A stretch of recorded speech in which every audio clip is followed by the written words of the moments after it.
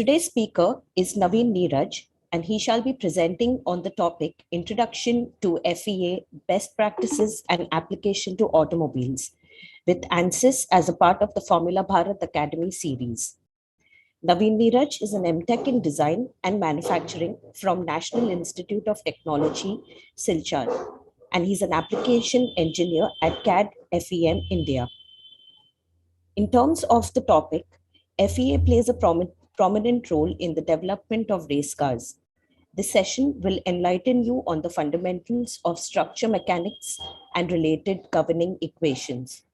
Also, you can learn how to analyze products using FEA, linear and nonlinear analysis. We'll go on to the presentation now. Navin, you can take it forward. Thanks a lot. Okay, I will be sharing my screen. Please do confirm once. Sure.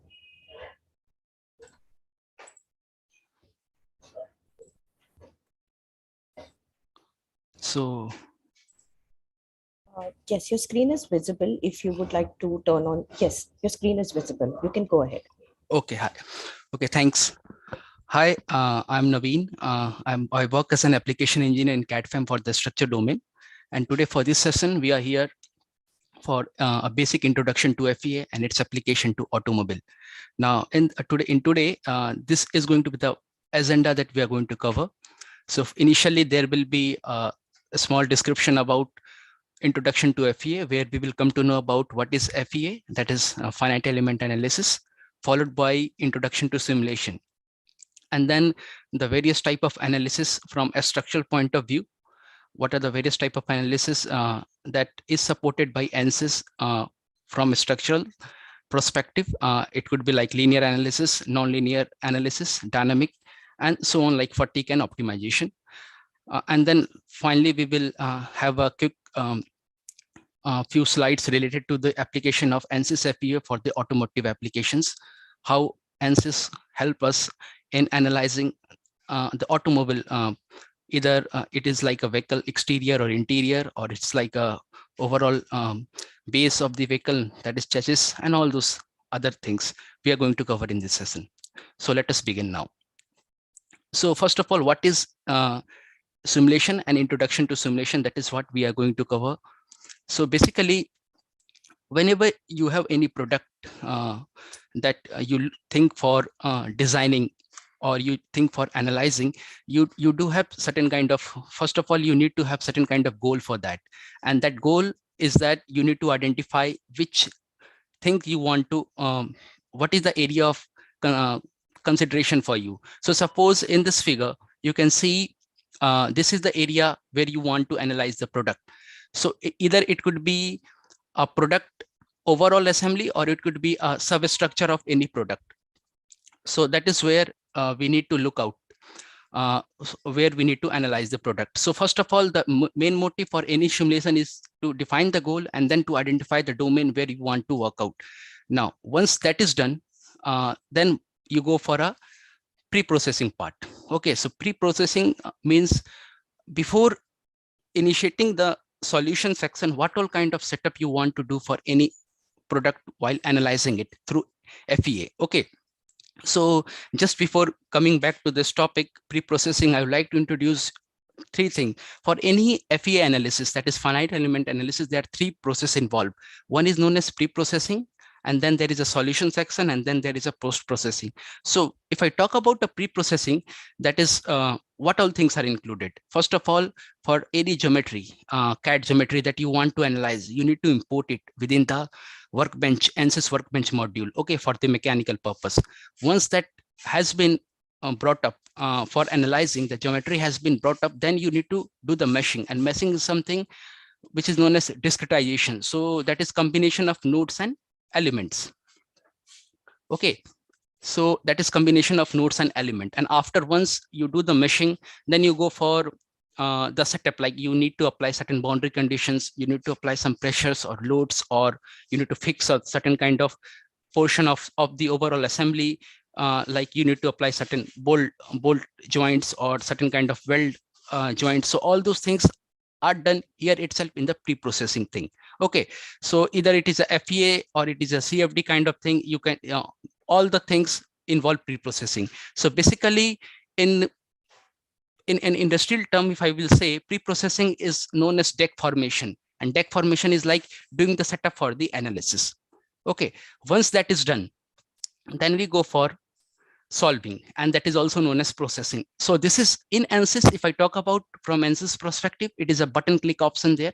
Once you do the setup, the only thing that you need to do in the solve section or processing section is that you need to do solution, right click and solve for the result. Now at the back end, when you open the solver output file, you will see this kind of stuff out there. So you can see how the convergence of the forces take place, or how the mesh iteration take place. All those things you can get it in the solver output while the solution goes on. Now once that is done, then comes the section known as post processing. Okay, so post processing is nothing but extracting the result of whatever setup that you have done. Okay, either it could be a plot contour or a streamline or a vector plots, all those things, whatever you want, you can get it. From a structure point of view, if I say for any product, for any automotive, if you want to know the stress location or a strain location or deformation location or equivalent deformation, that is combination of all the three deformations, or it could be like a strain energy calculation or fatigue life. So all those things could be seen, could be observed, could be visualized in the post-processing section of any simulating tool. Now, once that is done, now overall, if I talk about any FEA process, it is an iterative method. You have to analyze the product, and once the product passes here, then only you go for the real, in the real practical situation for the experimental setups, and then you start testing your product so that the manufacturing could take place. So that is what it is, how the FEA process take place. Now, if I say, suppose while evaluating the result, if you find that certain you want to change certain design, and once that design or the model has got updated, you want to remesh it, or you want to apply certain different boundary condition, or you want to optimize your product so that least material, more strength upon weight ratio of for any product could be achieved. For that purpose, you need to do it once again. So this is how the iteration process take place. So one is like problem definition should be clear for you, and then we go for pre-processing, then you go for processing or solving, and then you get the result. And this is how the cycle continues, and you start visualizing your product just before in the evaluation phase of the product development process. So this is how it take place. Okay, now first of all, there will be a CAD assembly. How in Ansys workbench you will see you have the CAD assembly, then there is a geometry thing that you import within the mechanical suit. Okay, once that is done, then you go for meshing. That is nothing but conversion of overall geometry into combination of elements and nodes.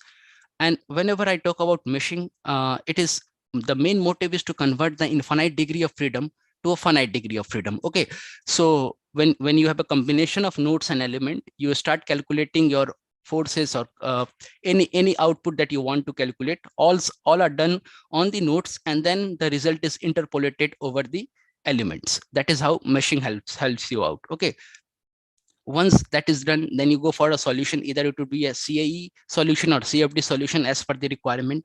And then, or see, if even you have a opportunity of linking one physics to the another in the workbench module itself.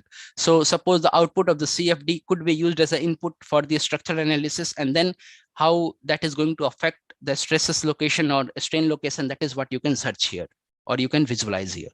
So this is how workbench it allow you for a parametric and multi-physics modeling. So multi-physics means combination of various physics. So suppose if you talk about CFD, that is a fluid domain, and if I talk about a stress or deformation analysis of any product, that is CAE domain. So two different physics could be interlinked, and the output of one could be act as an input for the other, and then final result could be evaluated. Okay, so this is how Ansys workbench works out. Now in simple word, if you can see here, this is like suppose the fluent, the CFD analysis output has been set, solution has been set to the steady state thermal analysis. Now that solution now further has been set to the structure analysis of the Ansys. So this is how easily you can it's a button click option here in the Ansys. You can drag and drop and you can get the result out there. And this parametric setup is something, if you want to optimize your product, suppose there is a, if you have a product out there, you're doing a forming operation or sheet metal operation. Okay, so you want to know the exact thickness of the product. So you can take that thickness as a input parameter, and suppose you want to know the deformation in that thick of that sheet, so that could be an output parameter. So once you just do a button click, just tick mark those input and output stuff, this parametric setup will be done. Then for different thickness, you can easily calculate the result without doing the setup again and again. So that is how this parametric setups help you out. Now, till that, there was a basic introduction about simulation, how in Ansys you can proceed for any simulation. Now let us talk about this topic known as fundamental of FEA. So in this topic, see, suppose now let us start with the basic first of all. Whenever the complexity of the problem is very normal, you can easily calculate this kind of thing at your end. Okay, so suppose you want to calculate the deflection of this beam, okay, of this cantilever beam. So by formula itself, you know that it is like FL cube upon 3EI. Okay, that is something that you want to calculate and you can easily calculate it. But somehow when the complexity of the problem increases like this, will it be possible for you to calculate deflection of this overall geometry? No, that is where finite element help us it evaluating this kind of result. So that is where the requirement of FEM came out there. See, FEM or FEA both are same thing. Either it is like finite element method or finite element analysis. Okay, so what happened in a finite element analysis, okay, or a method? Okay, so basic motive is that we go for meshing, and that is known as discretization. So it is nothing but a combination of elements and node, and this is done to convert the infinite degree of freedom to a finite degree of freedom, so that we can calculate the values at the given nodes. Now typically what kind of element do we have? So discretization means that how you are dividing overall geometry here. Okay, so here you can see we have tetrahedrons, okay, as an element. So on a surface it might look like a triangular element, but this is a solid body, so overall element look like a tetrahedron. Okay, so it could be a line element, it could be a triangle or a quad. So line element for 1D application, triangle and quad for 2D application, and then hexahedron, prism, pyramid, or tetrahedron for 3D applications. Okay, so basically these are for solid element kind of stuff, and triangle and quads are like a cell kind of element. Okay, line is like a beam element. Okay, so this is how it works out. Now, so overall, as I was saying, that at nodes we do the calculations, and at element the results are interpolated. So two nodes when combined, we can get a element out there. Okay, or just like for 2D application, I was saying that. Okay, now once that is done, so for each element is represented as a spring element. Okay, each element will be represented as a spring element, and you know that for any spring, force is equal to K into U, where K is the stiffness, U is the displacement, and F is the external force, okay, acting on the body. Now once that is done, this is how the evaluation goes on. So suppose this is like a spring element. So this is the stiffness, and U1 and U2 are the displacement at the two nodes of the spring. Okay, so net spring force will be K into U2 minus of U1. That is for 1D element. Okay, 1D spring element. Okay, so now you can see here that because of that spring element, each nodes will undergo certain kind of deformation. Now overall calculation, if you will see, equilibrium force for node 1, if you will see, it is like combination of external force that is acting on the body and reaction force due to the spring. Okay, and that is equal to 0. Now similarly for the node 2, if you will see, this is how the action force and reaction force work out. Now for overall element, if you want to see, we start applying the Hooke laws, that is like force equal to K into X or U. Okay, so this is like displacement of node 2 with respect of the element with respect to node 1. Okay, and displacement of element with respect to node this 2, and this is 1. Okay, so similarly for the spring 2, we used to calculate, and then we go for a combination of these two stiffness to get the overall stiffness of the element. Now if you will see, you can even break it into a matrix form, and this is known as force equal to K into U. Once that is done, then we go for, similarly, that was a single spring out there. When we have multiple combination of a spring here, it goes in this manner. And this is how the overall stiffness you can see.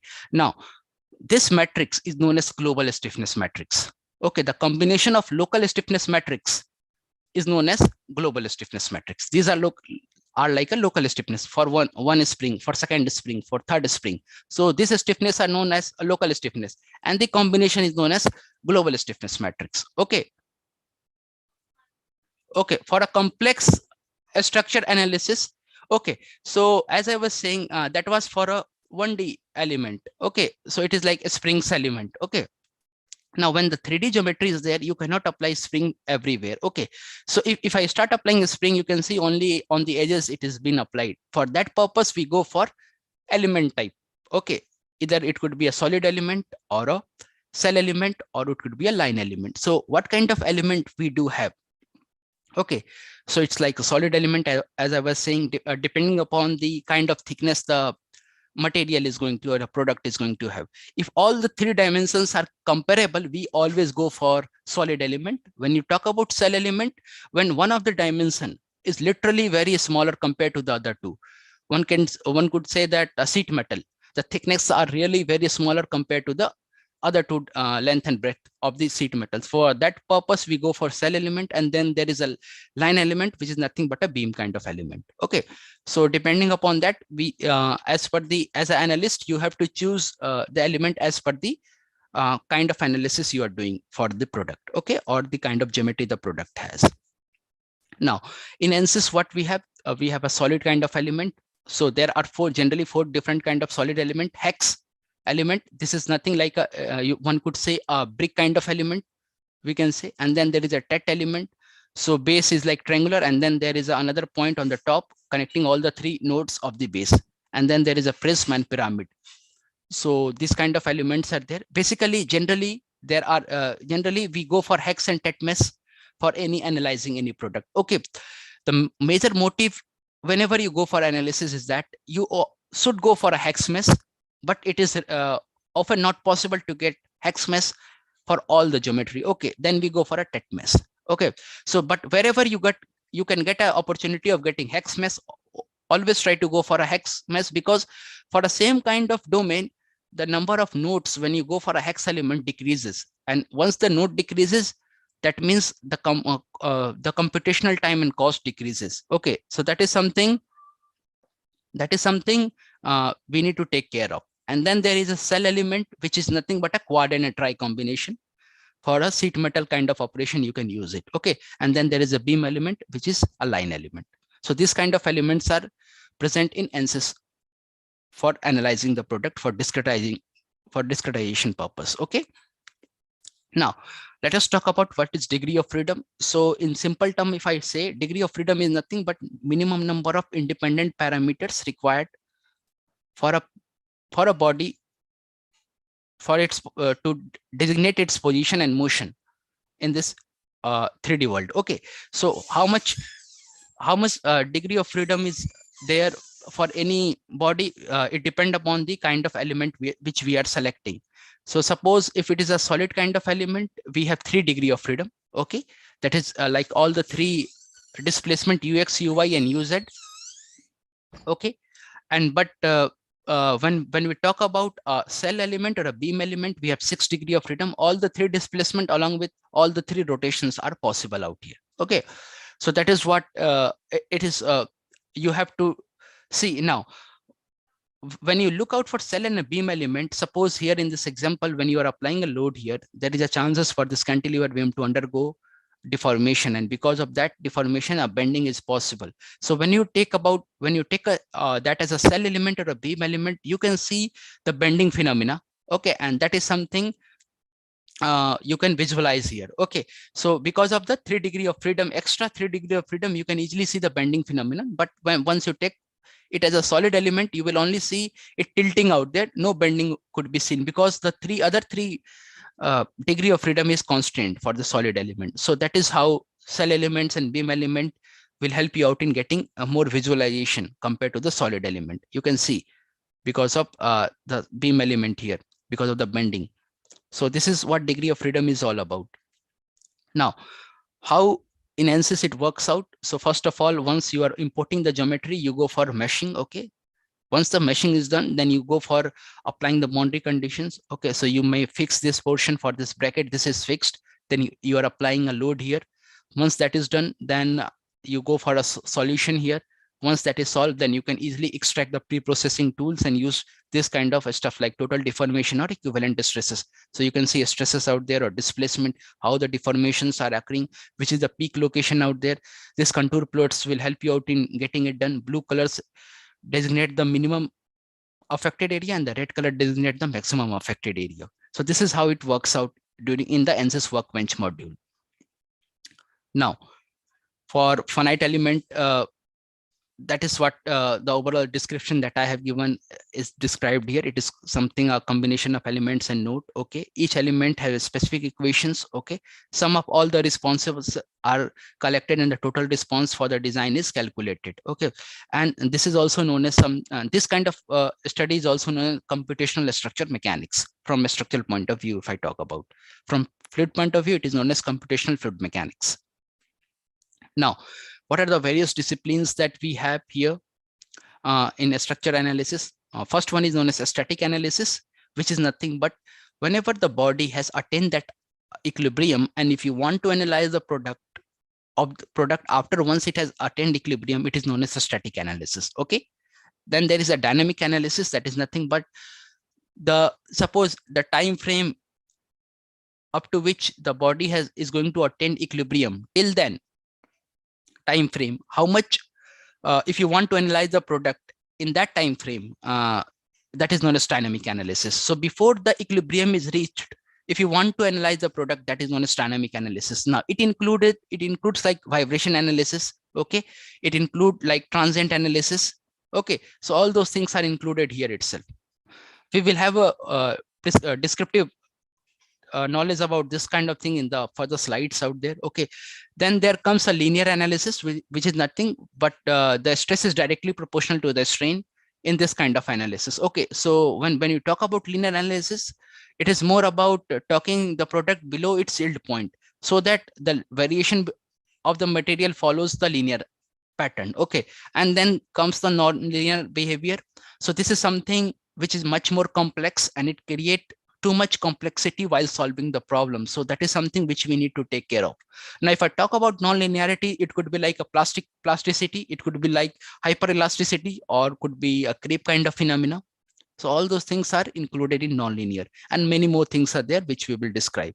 Now, when we talk about non-linear dynamic analysis, it is more as a explicit solver that comes out there. It could be like a drop test of your mobile, or a SOC analysis, or a crash test of your four-wheeler.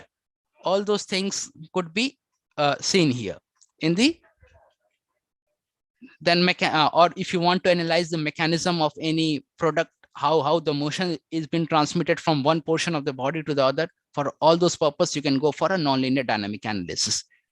Okay, so that is where, or for a transient analysis, time dependent analysis, if you want to go, you can go for transient analysis. Now all the various kind of analysis which are possible out there, that is what we are going to see here. So first of all is like linear static analysis. Okay, so what all kind of static analysis could help us out in getting it? Like if you want to calculate static deflections, or the static stresses, or strain inertia, or reaction force, that is something which you want to calculate. So if you see here in the graph of force versus displacement, you can see the linear variation out here. Okay, the slope of this graph will give you the stiffness, and that is nothing but a kind of a spring. Okay, a force applied with a displacement of u, and k is the stiffness. The force equal to k into u. This is the basic formula that goes for a linear static analysis. Okay, in the figure itself, you can see the blue color designate the minimum, and the red color will designate the maximum location. Okay, so this is what linear static is all about. F equal to ku is the basic formulas that goes behind for a linear static analysis. Then comes a nonlinear analysis. So if I talk about nonlinear analysis, there are three kinds of nonlinearity that exist. One is known as material nonlinearity, another one is known as geometrical nonlinearity, and third one is known as contact nonlinearities. So all those three plays an important role for the solution to get converged. That is where the convergence issues occurs. So for that kind of complexity, we have a nonlinear kind of analysis that we need to look out at. Now, if I talk about geometrical nonlinearity, it is like large deflections and large strains are the area that we need to look out. Okay, if I talk about material nonlinearity, it is more about like plasticity. This is the kind of reason, but here or hyperelasticity or creep kind of behavior that you want to observe in the material. So all those things comes under material nonlinearity. Now, the third one is known as contact nonlinearity, and that is like how the contacts are going to be there. So basically, there are two kind of contacts. One is known as linear contact, another one is known as nonlinear contact. If I talk about linear contact, we have bonded and no separation out there.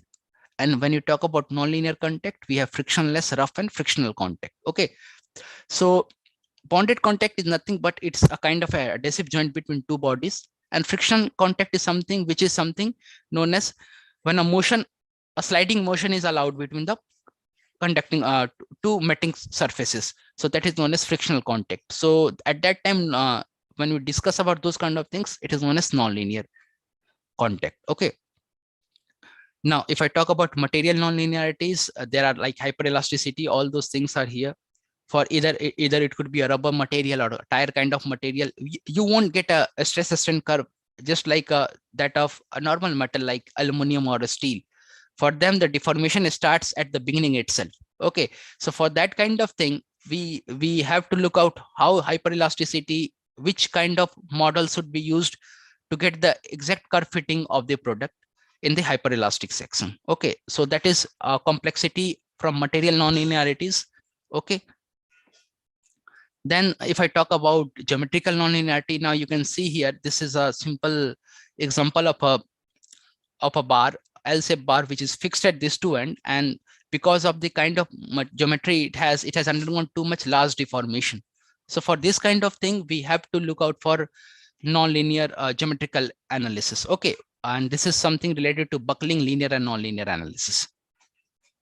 Okay, now if I talk about contact simulation, it is more about how the two surfaces are going to get contacted. Now, depending upon the kind of complexity, now here you can see for this kind of operation, like forming operation, here you can see you are just assigning shape to it. So this portion is coming in contact with the die here. So this kind of things need too much kind of contact thing. The contact issues are going to be too much. So you need to assign those kind of things. Here for the hyperelastic material, you can see once this body is undergoing a snap fitting, this portion comes in contact with that, and this also comes in contact with that. So all those things as an input you have to assign in the pre-processing itself of the analysis. Okay, so during the deck formation or setup thing itself, you have to assign a kind of contact. Now you can see here it is sliding. So basically you have to assign a frictional contact here. Along with that, what kind of formulations are required and all those things, you have to decide it. Okay, so all those things comes under nonlinear contact simulations. Okay, now the third thing is known as dynamic analysis. So in the static analysis, we only had these two terms, force equal to Ku. But if I talk about dynamic analysis, we do have another two terms, damping and inertial component. Okay, so F equal to Ku plus of C into velocity plus of mass into acceleration. So that is the basic formula that goes behind the dynamic analysis, if I say. So within the Ansys mechanical, what are the dynamic capabilities that we have? Harmonic analysis is something which you can do. Okay, we can go for modal analysis to calculate the natural frequency, harmonic analysis to calculate the force frequency of sinusoidal kind of loading conditions. Okay, then we have random vibration and response spectrum. So random vibration is like when the amplitude of the have a different amplitude of the loading have too much uneven conditions of loading. You can say the amplitudes is totally varying. For that kind of thing, we can go for random vibration analysis. Okay, and then there is a response spectrum. So this is something one can use for an seismic analysis, you can say, for impact of earthquake on the tall, long buildings, or one can say the impact of wind forces on the wind turbines and all those things. You can go through response spectrum, and then there is a transient structure analysis, which is a time dependent structural analysis. Okay, so this is something that mechanical capabilities for the dynamic analysis. Now, if I talk about vibration analysis, within the vibration, so vibration is a linear dynamic analysis. Okay, so it is more as a frequency based calculation rather than a time based calculation. Okay, so in the model itself, if I talk about model analysis, what are the output that you can get in the model analysis? You can calculate the natural frequency of the body. Okay, you can calculate the mode shapes and mode participation factor. So if I talk about mode shapes, how the body is going to behave under the application of load.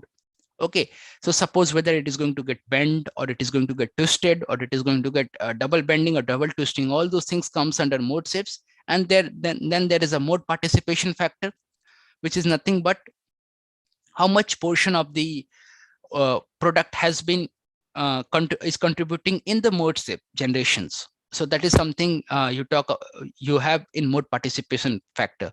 Okay, so this is all about model analysis. Okay, now then if I talk about random vibration analysis, you could have a part where this kind of application could be seen. It could be like vehicle traveling on the roadways. So if I talk about this application, suppose you have a vehicle, you are traveling from one portion to the another portion, a part of this place. Okay, so what you will observe, that the vibration that you are getting from the surfaces of the roads are different. So each places the roads are going to be different, and because of that road conditions, the vehicle is going to have different kind of amplitude. Okay, so this is something that you are going to get observed, and this data are calculated for a longer period of time. Once that is calculated, you need to convert it into a simpler form so that it could act as an input for the random vibration analysis. And for that we go for a PSD analysis known as power spectral density. Now, this overall data has been converted in this manner through PSD analysis, and this acts as an input for the random vibration analysis. So this is how it works out in random vibration. Okay, other application could be like airplane flying, okay, or a spacecraft during launch. So these are the various applications where you can see random vibration analysis. Okay, then come harmonic analysis. So if I talk about harmonic analysis, when you have a steady state response of the structure to sinusoidal harmonic load. So whenever the loading conditions are sinusoidal and you want to have a steady state response of that loading condition, at that time we go for a harmonic analysis. Okay, so mainly the application could be seen in turbo machinery application, wherever certain rotatory parts are there. It could be like compressor, engine, pumps, okay, and other turbo machinery parts. Okay, so that is something where you need to look out. Or it could be like for turbine blades or aerospace wings, okay, bridges and towers. So all those places where harmonic analysis plays an important part, you need to analyze the body. So basically the motive when we go for a harmonic analysis is something that we go for want to know the area wherever resonance is going to take place. So we need to talk about the frequency, resonance frequency, and the motive is to avoid that frequency for the product, because once the product will acquire that resonance frequency, there will be a catastrophic failure of the product. So to avoid those kind of things, we do this kind of analysis. Okay, once if I talk about transient analysis, it is like a time dependent analysis. So whenever a loading condition of the product depend upon, it varies with the time, at that time we go for a transient analysis. Okay, transient structure analysis. So this is something about transient analysis. Now there is two kind of solver known as implicit solver and explicit solver. So if I talk about implicit and explicit, so whenever the time domain are literally very small, like 0.1 for the analysis purpose, or like 0.01, so in 10 raised to the power minus of something, so we go for explicit method. Okay, but when the times are like 1 second or 10 second or much more for creep analysis like 1 year, all those things we go for an implicit solver. So for explicit dynamics is something, what kind of application that we can look out for, like drop test or crash test or impact and penetration in manufacturing field. You can see how the chip formation is taking place. So for all those kind of application, we go for explicit dynamics. Okay, so both the solvers are a bit different, and it is more used whenever the case of impact loading comes out. Okay, so sudden impact loading comes out, at that time we go for explicit dynamic solving tool. Okay, so this is was about explicit dynamics. Then comes the application known as rigid body dynamics, which is nothing but how the motions are going to be transmitted from one portion of the body. So you can see here a pinion is there and a gear is there. So while rotating the pinion, how the motion is going to be transmitted to the gear, that is what, if you want to see, you can go and see in rigid body dynamics. Okay, or you can see the transmission system out here. So basically rigid means no deformation is allowed in the body. Okay, you can even go for a flexible body dynamics, all those things, but that is like Ansys motion can help you out in getting it done. Okay, or you can see how this robot arm is picking and dropping the product from one portion to another. So if you want to visualize this kind of analysis, we can go for rigid body dynamics. Mainly it is for analyzing the motion, how the motion is being transmitted from one portion of the body to the other portion of the body. Then comes thermal analysis. So if I talk about thermal analysis from a structure point of view, it is nothing but how the thermal stresses or the strains are going to get affected. So similarly here also you have linear, nonlinear, and steady state and transient analysis. Transient is something which is time dependent. Steady state is something which is time independent. Okay, and then there is linear and nonlinear kind of analysis. You can proceed just like the other case. So in thermal analysis, what we can do, we can calculate the thermal stress, thermal deformations, or thermal strain, depending upon how the boundary conditions are applied. Okay, so you can have this kind of input like temperatures, heat flow, heat flux. Okay, and then internal heat generation. All those things could be an output out there. So basically, if you are going for conduction, you have to go for Fourier laws. Okay, and if you're going for convection, there is something known as Newton law of cooling. So those things are there. Even for radiation, there is certain things known as Stephen Boltzmann equation. So all those things are the basic formulas that goes behind this tool. Okay, and you can easily visualize. You can connect the output of this kind of things with a structure analysis to get the structural deformation in the product. So this is how it is done. If we'll say, suppose if you did the steady state thermal analysis to calculate the output thermal stress or thermal strain, and those things could be imparted here in the static structure analysis, and the result could be evaluated. So you can see, first of all, you have set up, you are setting the output of this to this, and then you start importing the geometry also. Okay, and then you go for a model setups, and then finally the result could be seen here. This is how it goes on, coupling thermal structural analysis. Now another thing is known as durability. So if I talk about durability, it is nothing but how long the life of the product. It is more about how long the product is going to survive. So basically in durability, we go for a fatigue kind of analysis. So if I talk about fatigue, whenever cyclic load acts on a body, the body will deform much more at a much lesser time compared to that of the normal loading condition. So for that kind of analysis, we need to analyze the failure fatigue analysis. And basically there are two kind of analysis within fatigue analysis. One is like stress versus strain curve, stress versus life curve, and another is known as strain versus life curve. So when I talk about high cycle fatigue, okay, so we go for stress versus number of cycle. But when you talk about low cycle fatigue, we go for strain versus number of cycle. So or one can say number of reversible. Okay, so that is what you can proceed out. For high cycle fatigue, we go for stress versus life, and for low cycle fatigue, we go for strain versus number of reversible cycle. So that is how fatigue analysis could be done.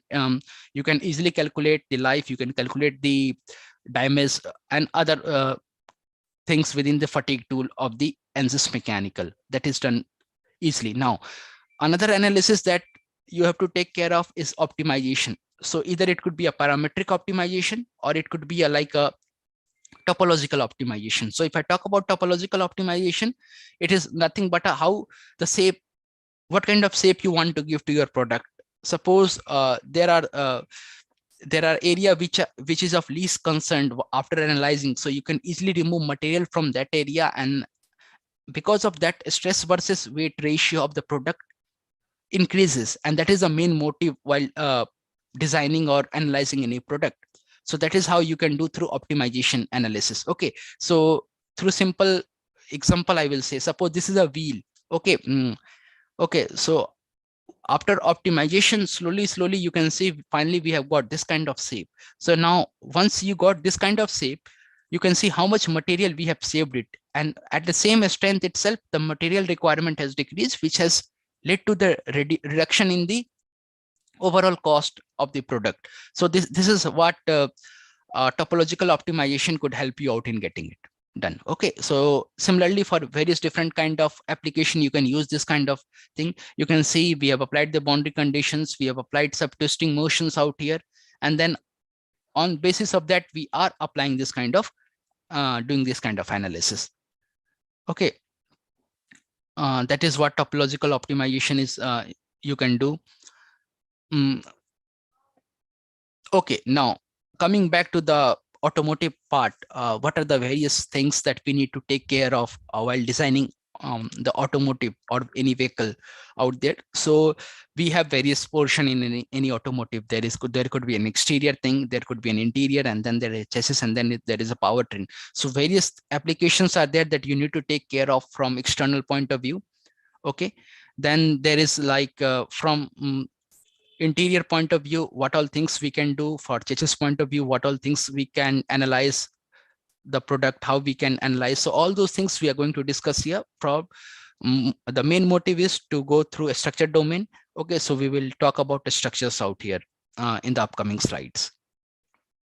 So what are the challenges that we are facing for any automotive sector? So for structural integrity, what are the challenges? So main motive is to increase reduce the weight, okay, and reduce the cost. That is something that you want, that is the engineering challenges that you have for any product for the automotive sector. Okay, you want to increase the life cycle of the material that you are selecting for the analysis, and for forming complex body panel, you have to take care of how the deformations are going to take place. So what are the possible way we can do it? So we can go for implicit and explicit solver. Okay, fluid structure interaction is something that you can do out. You can go for optimization tool. Okay, design of experiment and topological optimizations. That is something that you can do in Ansys. Okay, and then you can go for material management. You can use different material. You can hit and try. You can do it from your end that which material could be best suited for this kind of application, and then depending upon that, you can select the kind of material you want. So basically, what are the outcomes that you will get it? You will optimize your design. You will increase the fatigue life of the product. You can predict at what time the failure is taking place. Okay, you can predict the thickness of the formed part. So if I talk about this is something you can do through parametric optimization. Okay, and then material innovation, you can easily select what kind of material is required for this kind of applications. Okay, now another application that where you can see in the automotive sector is like crash and safety. So whenever you talk about automotive, we go for that testing nowadays, that crash analysis, 5-star ratings, and all those things you might have heard about. So what are the challenges that you want to say? So what is the crash standard rating that you are getting for your product? How safely you have to reduce the weight? Okay, that is also another thing. And how to minimize the expensive physical test. So suppose initially, just before initially, we had this kind of trend that we used to do all the testing on the model and prototype itself. So the cost was too much high. Now most of the works are done through analysis itself, and instead of and because of that, the cost has tremendously reduced out there. Okay, so you can see that for crash and impact analysis, okay, or for where to deploy the airbags, all those things, most of the automotive OEMs are using, like 80% are nowadays using Ansys for this kind of analysis. Okay, so what are the outcomes that you will get? It is like a damage prediction, airbag deployment verification, whether the airbag that you have applied is it at the good place or not. Crash effect, what will the impact of the crash on the passenger who are sitting inside the vehicle or a car. So all those things could be done through crash and safety analysis. So basically, if I talk about, it is much more as an explicit solver that you need to look out for this kind of capabilities. Okay, and along with that, some optimization thing that you can look out here. Now, from Chech's point of view, if I talk about what are the challenges that we have, that vehicle industry is facing. Okay, so structural performance for weight and cost reduction. Okay, that is something same as the earlier one, and the material selection for the vehicle life cycle. So that is because the chassis play a main role for any vehicle. It acts as a base for foundation for any vehicle. Okay, so the strength that it should be much better. Okay, so that is something that you have to look out while designing the product. Now, how the portions have got welded or how they are connected through bolts and all those things could be easily done through this kind of analysis. Okay, so what all things we can go out for? We can go out for fluid structure interactions. Okay, we can go out for implicit explicit solver. We can go out for that loading conditions, and we can see how the multiple joining techniques, how it is, how the bolts are behaving, or what are the capacity of the weld that they can handle it. So all those things could be done here. We can go for optimizations. Okay, we can even go for material selections and intelligence. All those things could be done through the Ansys capabilities. What are the outcomes? If you will see, you can see the fatigue life, you can see the optimized design, you can easily predict the peak location of the stress, and you can go for redesigning the product and the deformations. Okay, and you can easily select the best material for your product. You can easily see how the bolts are connected and what are the impact on the joints out there. Okay, so the contour plot will help you out in getting it done. So this is something about the chassis structures. Now, if I talk about in automotive, the brake, suspension, and steering, so there are many issues, like there is brake overheating sometimes because of the application of the brake. Okay, or brake squell. So it is something like once in winter season or some other application of when you leave your vehicle for a long time, you start hearing some unusual sound out there when you apply brake. So for that kind of challenges, how we can reduce those things, or what are the reason for that kind of noises, we can go for Ansys capabilities. Okay, or if you want to know the motion or dynamic load of the steering and suspension. So suppose once you start rotating your steering, okay, how that motion is going to be transmitted to the axle of the vehicle. So all those things kind of thing, if you want to visualize, you can go and have it through Ansys. Okay, so what all things we can go for that rigidity of flexible body motion. Okay, RBD, what we say. Okay, for the steering and suspension kind of things. Okay, we can go for NVH analysis. Okay, or we can go for conjugate heat transfer complex geometry. So for brake geometry, we can go for that kind of analysis. Okay, so what are the outcomes? You can easily calculate the temperature that you are getting because of application of the brake. Okay, you can easily plot the sound versus frequency output as a result. Okay, and then you can look out for the motion for the structural component, how the motion is being transmitted. So this is something other application that you can have it for from the automotive perspective. Then comes wheels and tires. So what are the challenges, how tires are going to be, prediction of tire performance, or what should be the optimum weight and design. So all those things, if you want, you can do through Ansys mechanical capabilities. What are the outcomes you will get, how optimum what should be the structure of the wheel. Okay, or tire stresses, how they are going to behave under the rolling conditions. Okay, or because of the tire, there is going to be sometime waters on the surfaces, so how water are going to splash out. So all those patterns, if you want, you can observe it. So all these things are the application that you can have it for wheels and tires. If I talk about transmission, it is something, what are the challenges? If you will see, it is something, transmission is something like how motions are being transmitted from one portion of the vehicle to the other. So how reliable is the how durable and how reliable is the component. So all those things you can see it. We can go for NVH analysis, noise, vibration, and harshness, or you can go for lubrication and all those things. how it is going to get affected. So what are the outputs that you are going to get after analyzing this kind of products? You can easily calculate the fatigue life. You can go for natural frequency and vibration analysis. Okay, you can find the reason where the poor lubrications are there. So you can do through, and this is something you can do through CFD analysis. Okay, and then viscous and thermal losses. So all those things are the outcome that you have it. You can have it. Now, where are the application? You can see even where Ansys has been used for the vehicle engineering to increase the productivity. Okay, for any product, the output should it is something output upon input. So to increase the productivity, you can see because of the simulation, almost 300 times for the productivity has increased, or to reduce the design cycle time. Initially, itself in the design phase, when you start using this kind of analysis, you can easily reduce the design cycle type. And for most of all, for vehicles or the formula cars that you are looking out, the motive is to reduce the weight so that effectively the strength and all those things could be achieved. So this is the area where we need to look out at. So this was the overall presentation that we had it. Okay, thank you for that. If any queries are there, we can come back to you.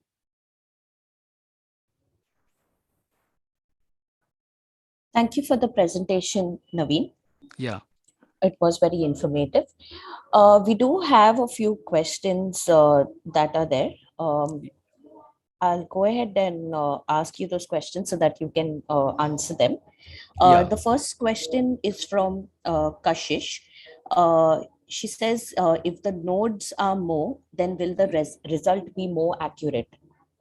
Yeah, obviously. See, the thing is that more nodes doesn't mean that the results are going to be accurate. It is like after certain limit, when the results come same for different nodes, when you start decreasing the nodes. Okay, so you need to stop at certain limit, after which the result stops. Means once your result converges out there, that is where you need to stop out.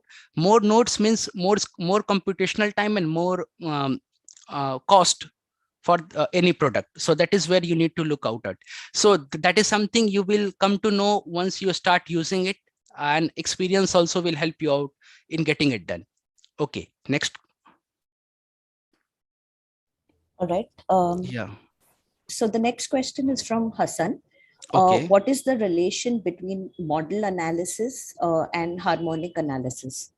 Okay. So basically, we do modal analysis to calculate the natural frequency of the product. Okay, and we do harmonic analysis to calculate the force frequency whenever the loading condition is sinusoidal.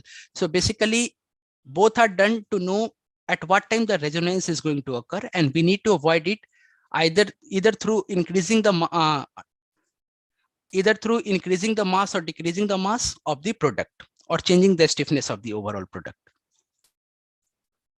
So yeah. All right. The next question is from Yugal. He says, how can we determine what is the minimum FOS for a certain part based on different loading conditions? Okay, so he's asking about factor of safety. Okay, That's right. So yeah, factor of safety is something that allow you to keep your product in a safer zone. Okay, so basically whenever your factor of safety is around 2 to 3, that is something fine for any product. But when you go for too much larger factor of safety, that is like you are using too much, you are taking an over conservative concept. Okay, so that is something you are using too much cost in your product. So that is also not good. So whenever you plan for a product development process, always look out for a factor of safety around 2 to 3. That is fine for any product development process. All right. And the next question is from Hemant. He says, verification and validation. Could you explain it briefly? Verification and validation. Okay, so verification and validation. Okay, so see, for complex problem in FEA, we do have for normal problem, we can easily analyze the product through analysis also, and we can calculate it. So at that time, it become easier. But for a complex problem, we do need to do FEA analysis. First, we do FEA analysis, and then we go for experimental testing of the product. And from there itself, we used to correlate those things. So that is how in FEA, we used to analyze the product. Okay, so during the evaluation phase itself, we go for FEA analysis. And once the evaluation phase for any product development process is over, we go for an experimental to do the validification, how the product is going to behave under the working condition. I hope that answers your question, Hemant. The next question is from Kashish. Will smaller element size give more accurate result? Yeah, so earlier also I told it that, see, when you start decreasing the size, the basic motive of doing meshing is to collect, or one could say that to extract overall geometry of the body under consideration. Okay, so basically in FEA, what I can say, how the meshing has been done, that is how your result is going to get. So if you are going to take a smaller element, obviously the results are going to be much accurate, but it will take much more time and computationally a bit more expensive. So you have to be judgmental how much size of any element you should have while analyzing your product. Okay. Next question. So those are the questions we have right now, Navin. Okay. We will just wait for a couple of minutes more and just check if anyone else has any questions. If anyone has any questions, you can type it in the chat box and we'll have Navin answer it for you.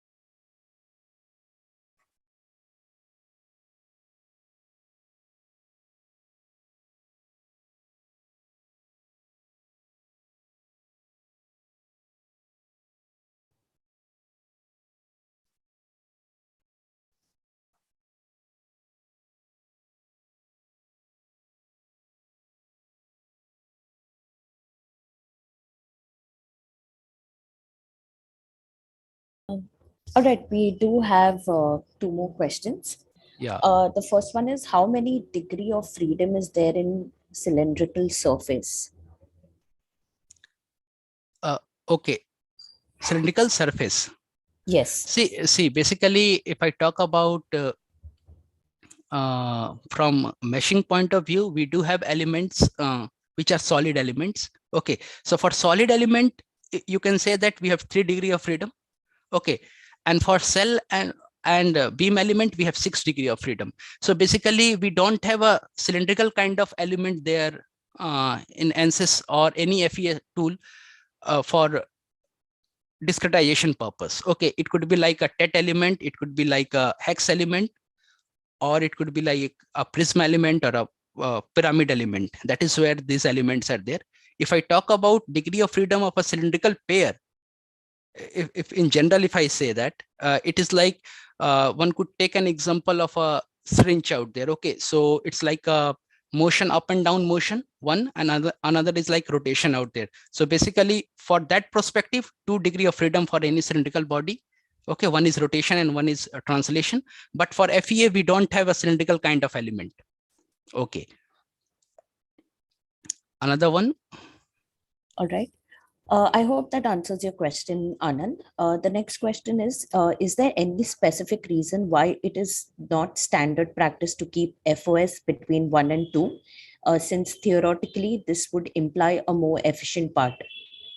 Yeah, so I told earlier also that the motive always should be that the factor of safety should be like 2, because once you increase the factor of safety, means you are over utilizing your you are being over conservative, and that means you are means one could say that you are not using or efficiently your product. The overall productivity decreases once you increase the factor of safety a lot. So the motive should be between around 2 to 3. 2 also is perfect for any product. That is what I suggest for any product development process. All right. Those are the questions we have for now, Navin. Yeah, okay. I think we have come to the end of the session. Thanks to everyone who joined in